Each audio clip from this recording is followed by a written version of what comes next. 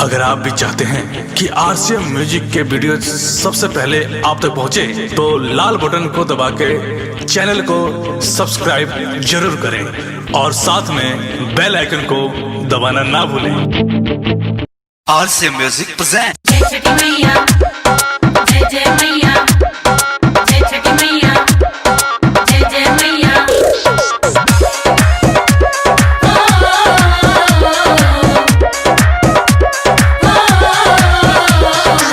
छोटा कोरा बया सो बतिया बता दी, कुल सामान्य छोटे पटे जुटा दी। छोटा कोरा बया सो बतिया बता दी, बैठी ना ओइसे तनिका हाथ बता दी। दौड़वा जाके ला दी, छपरा से ये सैया दौड़वा जाके ला दी। आरा से सैया दौड़वा जाके ला दी। दौड़वा जाके ला दी, दौड़वा जाके ला दी, दौड़वा जाके ला दी। बोलिया से ये सैया दौड़वा जाके ला दी। मोतिहारी से सैया दौड़वा जाके ला दी। लेके हटरिया रे सैया, जाई बजरिया रे सैया। डीजे प्रकाश बाबू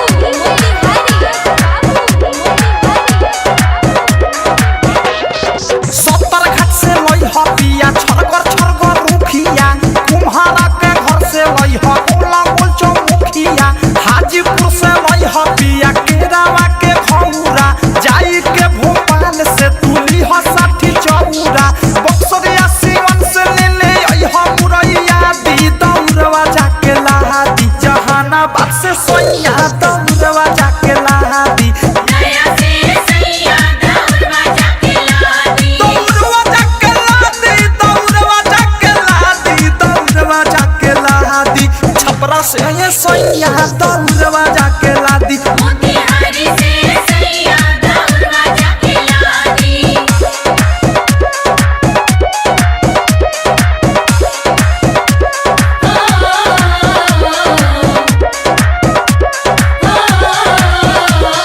पटना देवरिया से लई ह सुनर फालावा।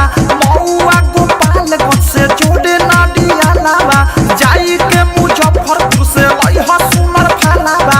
बेतिया सुगौली से जोड़े नाडिया लावा।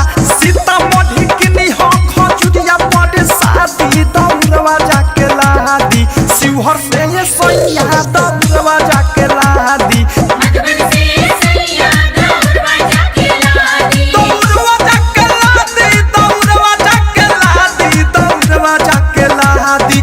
छपरा से ये सैया दौड़वा जाके ला दी। मोतिहारी से सैया दौड़वा जाके ला दी। लेके हटरिया रे सैया, जाई बजरिया रे सैया। डीजे प्रकाश बाबू जय छठी मैया, जय जय मैया। ढाका खुरा सोहन से ले ले आई ह सुपावा। जाई के चिरैया ली ह 1 किलो धुपावा। जाके रख सोहन से ले ले आई ह सुपावा। छावरा दोनों जाके ली ह 1 किलो धुपावा।